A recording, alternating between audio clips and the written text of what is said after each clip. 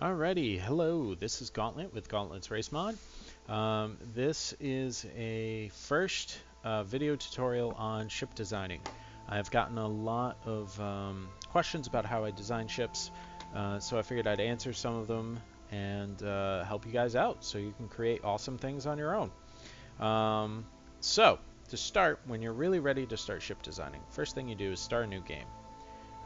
You want to start a new game because sometimes there have been bugs in the past where if you load an existing game and start ship designing, the lighting on parts, like the glow color, gets messed up.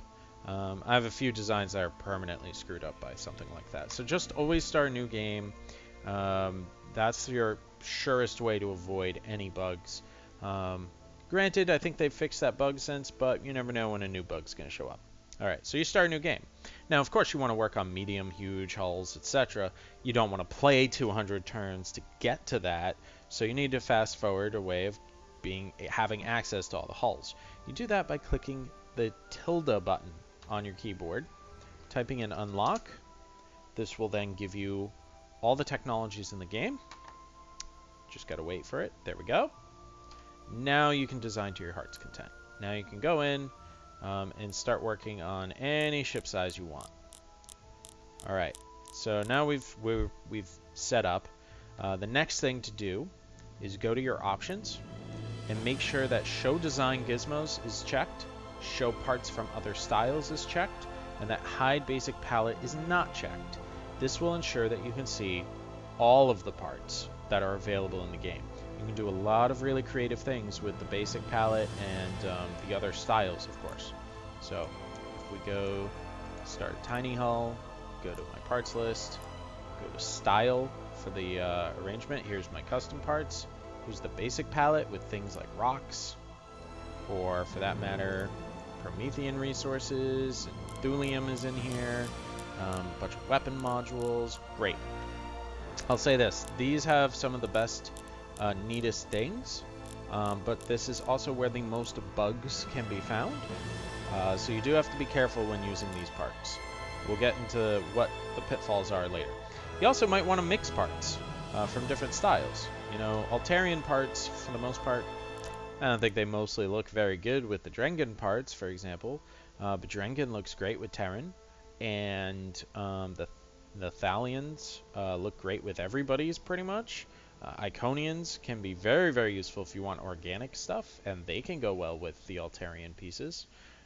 So it's important to have a sort of style when designing ships, but if you want to get creative, you need to branch out and you need access to some of the other parts. I will also note that I really recommend sorting by style. Size is useless. Who cares what size any of these parts are? Because you can scale them all up and down massively. There really is just no value to this sorting, in my opinion. Hint, Stardock. Hint. Type is also kind of pointless. Yeah, it's great that, you know, these things are listed by, you know, some sort of logic. But again, who really cares? You're going to be very creative with these things. You know, I've used an ion drive as the primary hull piece of an entire ship. Like, it doesn't matter that it's a drive or not. It could be anything you imagine it to be. So type is also fairly useless. Style, though. Style is useful. In the future, I'm really hoping that they add the ability to make our own like style sets. It would be great if I could basically make my own quick list, my own favorite list of both custom components and components from all the other styles as well. For example, the Kryn have a fantastic little antenna pole. This one. Probably, I think this is the best antenna in the game. I just do. I love it. You know what's great about it? It's got a little round thingy at the top. It's got a wider base. It's everything you want out of an antenna. And then also, if we flip this, you know, the bottom of it has this neat little glowy thing too. The bottom of it's got this weird little light bright thing going on. So you can use both ends of this antenna creatively. Part list. Creative part list would be great, Stardock. Alright, so basic shipbuilding. Today we're just going to cover how I start a model. You have an invisible cube in the middle. That's where you start. You need to grab a part. We're going to go to the Terrans because they have an easy little fighter hull. You put it on the cube. And now you really don't want to touch that cube again. I highly recommend you lift your ship up. Almost like you're lifting up a car as a mechanic to then work on the underside. Because when you're placing parts, you don't want to accidentally attach something to this cube. I want to attach it to the bottom there, for example. Okay, great. Good to go. Let's put an engine on that. Alright, you know, it's basic, but we're starting to work. So I don't like this wing thing being down here. It's a bit too low. It looks unnatural. So I want to move that up. So we're going to go to offset and just move it up. And that's great. There we go. Easy peasy. Now it's got a real wing. That's really simple, but I call that syncing. And that can be very important. For one thing, some parts, even though they look very naturally connected, like this and this, sometimes they're not perfect, and there might be a tiny gap line between them, and in the game you could see through that sometimes. So if you're worried about that, sync your part just a smidgen. So here I am with the engine. I'm just moving it inward inside this ship just a little bit. Now there's no way there's possibly a gap. That's super helpful.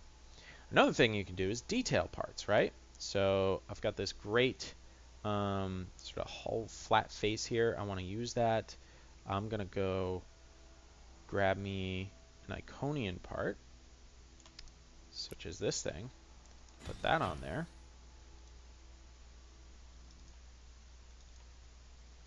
And so with that on there, that's way too big. Let's scale this down.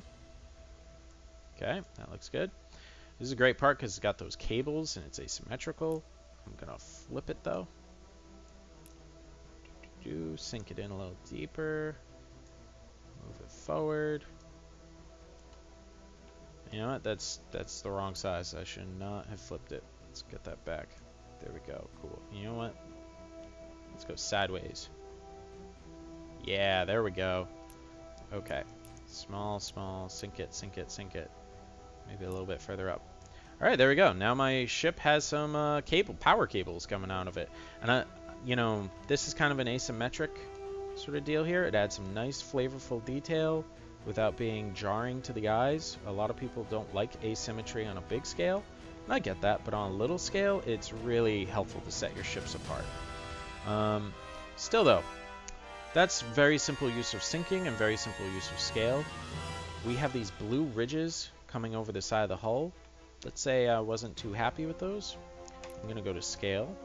I'm going to shut off proportional scaling. Now I can change just one dimension of my piece here. So now my cables are more or less fine and unaffected, but those little ridges are not coming over the hull. And yeah, don't really want it offset. So there we go. That's pretty good detailing work right there. Another nice thing about detailing is you can invert colors of a component. So if you're not happy with how this is looking, it's blue kind of on blue, go to your editor. It's this 4-square thing. It's called Invert Materials. There you go. That blends in even worse, so I'm not going to keep that, but you know, it's a useful tool. So there you go. That's a bit about syncing and scaling. A little bit more here. There are limits to scaling. You can make virtually any part any shape. If you play enough with the scale, you can get any shape you want. But that doesn't necessarily mean they're going to look good. So, for example, here's the engine piece. Vroom. That looks terrible. There's something useful to it. You'll notice that this is very concave now. That engine pit is deep.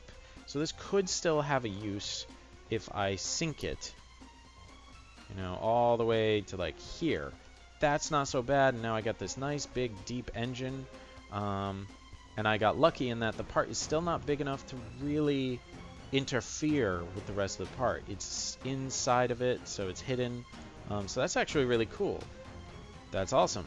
However, if I was using this on the sides, like so, that looks awful.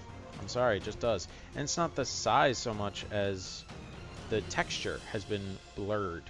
So I've seen a lot of people try to force their parts to be the shape they want it to be using scale. I think that's a mistake. When in doubt, use more parts.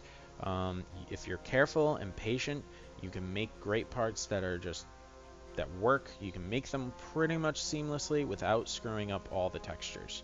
Of course, it's all a matter of personal taste. Okay, so let's put that back in. Oh, real quick, another trick. Mirroring. Let's say I want 2 of these. You've got a toggle symmetry button.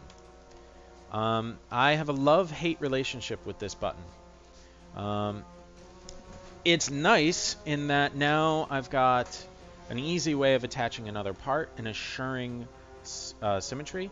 However, when we go over compound components, making grouped components, this fails. A group component cannot have mirrored pieces. It's because it's mirroring it. It's an illusion. It's not an actual additional part. I would really love it if instead of mirroring and then keeping these consistent like this and tying them together, it just cloned the part at the exact same positioning, opposite, and then I could tweak it from there going forward. But hey, we don't always get what we want. So let's put that back in. Alrighty, so this ship is coming along. That's a bit about placement. If you're happy with your ship, I mean, you can just save it and you're good to go. This has been the basics, so get out there, and we will be doing a video on both animation as well as scaling tips and tricks next. Thanks so much.